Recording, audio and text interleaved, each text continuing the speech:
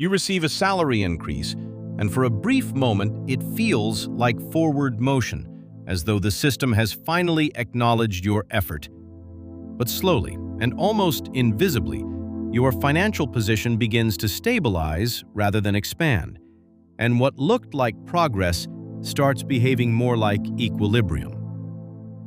At first, the numbers appear straightforward, because income rises while your existing expenses remain constant, which should mathematically create a surplus. Yet, what often happens is that the surplus does not remain idle. It gets absorbed into subtle upgrades that feel reasonable in isolation. Slightly better food, more convenient transport, small improvements in comfort. And these changes rarely register as significant decisions, but collectively, they reshape your baseline cost of living.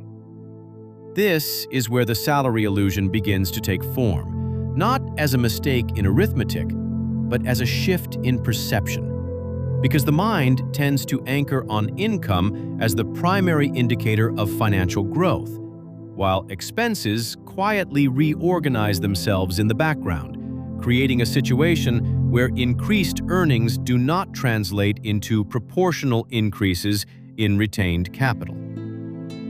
If we break this down mathematically, imagine an income increase of 20%, while lifestyle adjustments raise expenses by 15%. The remaining 5% appears to be growth, but in real terms, that margin is fragile, especially when exposed to inflation, unexpected costs, or irregular financial shocks, meaning that the effective gain is far smaller than the headline increase suggests.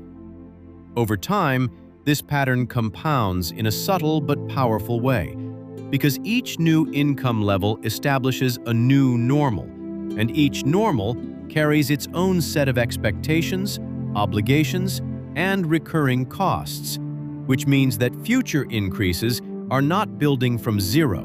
They are building on top of an already expanded financial structure. From a systemic perspective, this is not accidental. Modern economic environments are designed around consumption stability, where predictable spending patterns support broader market systems, and higher-income individuals are often presented with more opportunities to spend rather than more structures to preserve capital, which reinforces the cycle without requiring conscious participation. Psychologically, this creates a feedback loop where financial progress is measured by lifestyle markers rather than balance sheet strength. And because these markers are visible and immediate, while long-term wealth accumulation is abstract and delayed, the mind naturally prioritizes the former, even when it conflicts with long-term outcomes.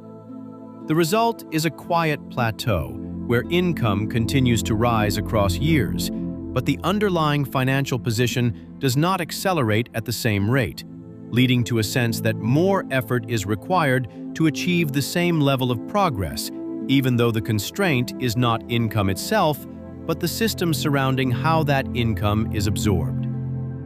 Breaking this pattern does not rely on drastic changes or extreme restriction, but on recognizing that income growth and wealth growth operate on different mechanisms. One is linear and visible, while the other is exponential and often delayed. And unless a portion of increased income is intentionally separated from consumption, the two will not naturally align. In that sense, the salary illusion is less about earning more and more about understanding that without structural separation, higher income can simply reinforce a more expensive version of the same financial position, rather than creating a fundamentally different one. Subscribe to Capital Mechanics for more financial clarity.